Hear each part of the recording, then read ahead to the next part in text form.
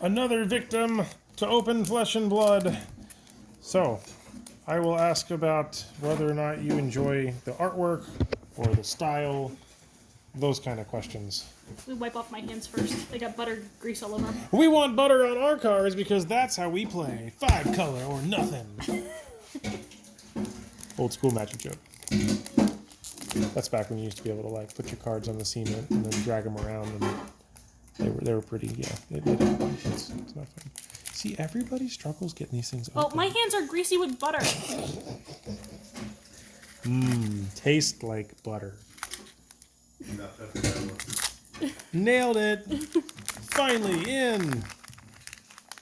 Alright, so if we flip it completely over, these would be kind of the order of the pack. So this would be considered your like common cards. So like C's are commons, R's are rares, M are majestics, L's are legendaries. But kind of like the Pokemon system. Yeah, there's similarity there. Now each card has different abilities and tasks on it. So like that's how much it costs to play, how much it costs to pitch, attack, and defend. But realistically, I'm more interested in the artwork aspect, at least for somebody who probably has never played. It kind of reminds me of old school Magic. Okay, so that was a warrior card. Now this one is a brute card.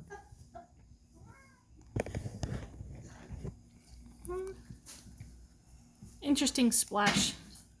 This next one here, that is a ninja card. And you can also see that they have kind of this treatment on the borders where they kind of give you like, that's a sword for a warrior, that's a club for a brute, that's like a sword for a ninja. They kind of give these little extra flair type stuff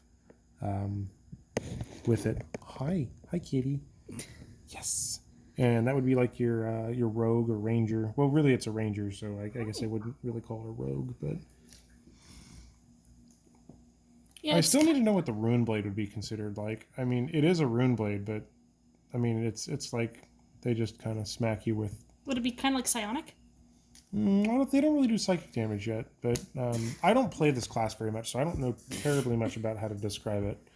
The next one below there, that's a wizard card, so that'd be like, your do crazy things on other people's turns.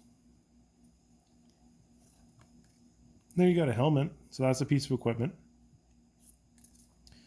And that's generic, so any class can play that one. And then you got a rare brute card. And then it looks like a rare warrior card. Some of these reminds me of old school Magic. Some of these remind me of World of Warcraft type graphics. Ooh, that's a new comparison. Like this card in particular, you can compare it to the Orcs. Got it.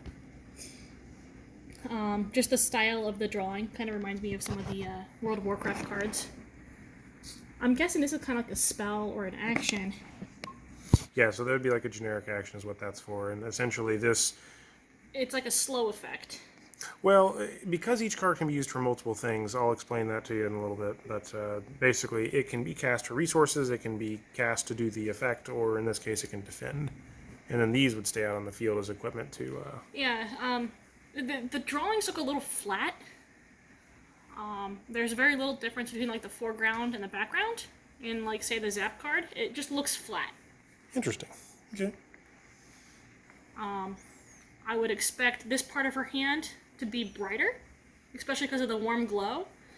But her face is the brightest thing out of all this picture. Her hands and arms should be bright. There should be more of a shadow because of her hair on the face or whatnot. But otherwise, some of these look pretty neat. I really have always enjoyed that one. This one kind of like cartoonish. Jacob, will you hand me that card? Or are you still videoing? Sorry. Bye.